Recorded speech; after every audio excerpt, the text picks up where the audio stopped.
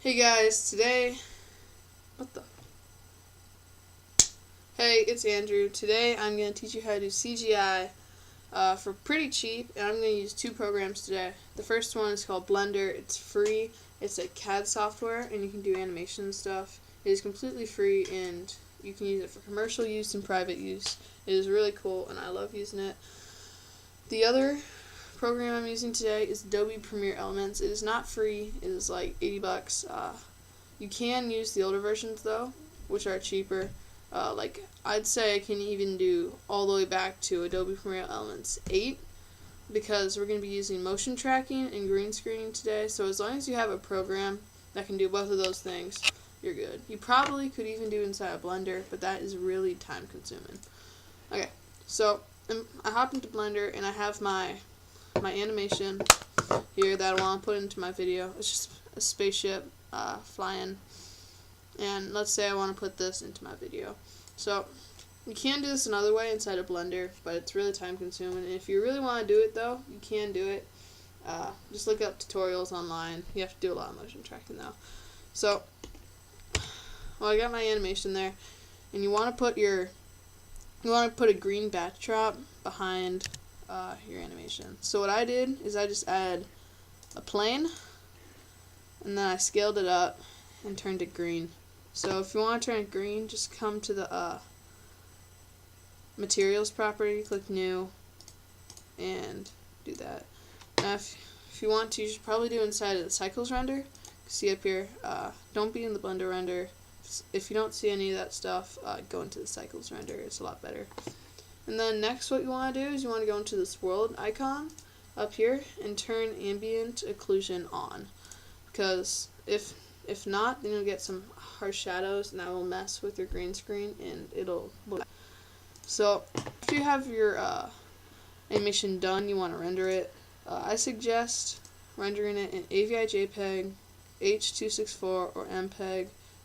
Automatically it's set to PNG. You don't want to do that, or else it'll just give you 120 pictures, and that would literally suck and probably take up a lot of memory, even though it would probably take up as much as a video.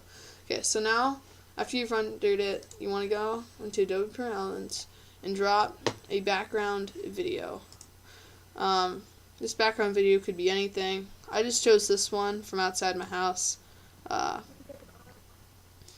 It's just what I'm gonna use. I suggest not a video with too much movement, but this kind of movement is completely fine. And also, make sure, because we're gonna track stuff, make sure that you're choosing something that's gonna be in the frame the entire time. So now we're gonna go on to motion tracking. So click the wrench and the chisel in the corner, and then go down to motion tracking and click add new object or select object. So you want to do is you want to drag the corners around what you want to attach to the track, and you want to make it something with high contrast. Like I'm going to track the garage, and that garage has high contrast between the inside of the garage and the bricks. Like the bricks are light and the garage is dark. It's just easier for the camera to track it. Also, if you have points, like tracking points on any object you're tracking, that also helps a lot. So I'm going to track the object, and it'll take like a minute or two, or 2 seconds. Longer video, it'll take longer. So what you want to do is you want to go, once it's done tracking, you see in the corner where it says project assets, you want to drop down the animation with the green screen on it. You want to put it where you want it to stay. The benefit of motion tracking is that this now follows the movement of realistic, and it's a pretty good tracker. So yeah. So after it follows the frame, and that's pretty good. But what we're gonna need to do now is get rid of the green. So to get rid of the green, you gotta go to the green screen key in the FX panel. And you're gonna drag it onto your animation. And done, And there's one more thing. If it doesn't look because of the lighting, so you can add lighting. Sorry, it's just frozen. Lighting effects to the scene.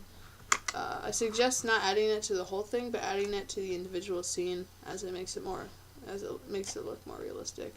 But yeah, if I do it, it gets brighter. I can tell with the black ship, but as you can see, like, it gets brighter. It would work better with something like a colored ship or something.